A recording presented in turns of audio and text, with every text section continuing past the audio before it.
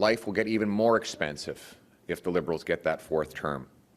After the lost Liberal decade, Mark Carney launched his platform today promising $130 billion in new inflationary spending that will drive up taxes, food, and housing costs.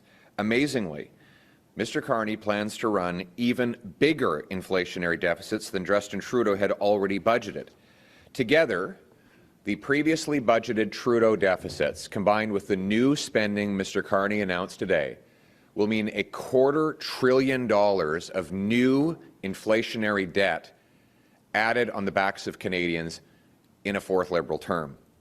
This inflationary spending means higher taxes and higher costs of living and a weaker dollar. You cannot afford a fourth Liberal term. You need change so you can afford food and housing and live on a safe street again with a new Conservative government.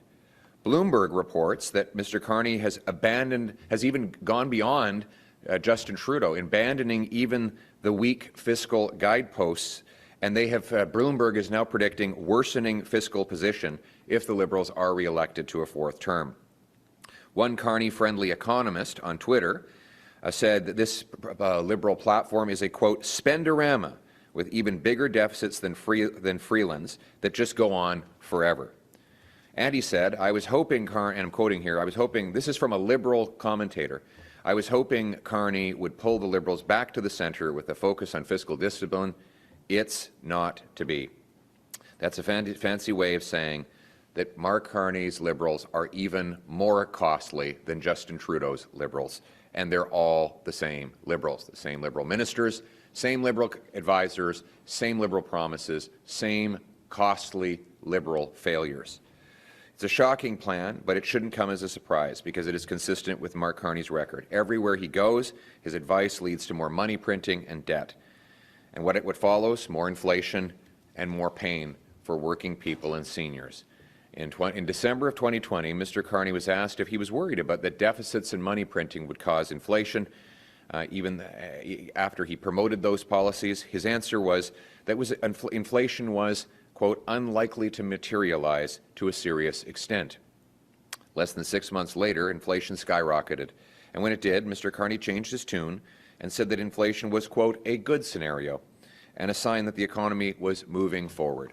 As Governor of the Bank of England, he overshot the inflation target 5 of 8 years, and he was blamed for leaving the UK with 11% inflation, among the worst in the G7. He also triggered a housing crisis in that country just before he came back to Canada to act as Justin Trudeau's economic advisor. Now, no wonder the UK press said Mark Carney had the reverse Midas touch. And today, he's back at it again, promising hundreds of billions of dollars in more government spending and inflationary deficits to pay for it, just as he advised Trudeau to do over the last 5 years. He'll have to print even more money. That means more inflation, higher home prices, higher grocery bills, and higher gas prices. We need a change.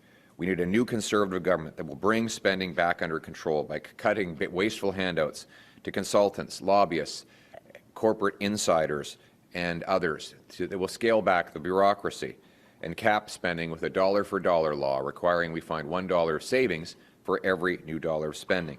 Instead of creating more cash, we need to create more of what cash buys.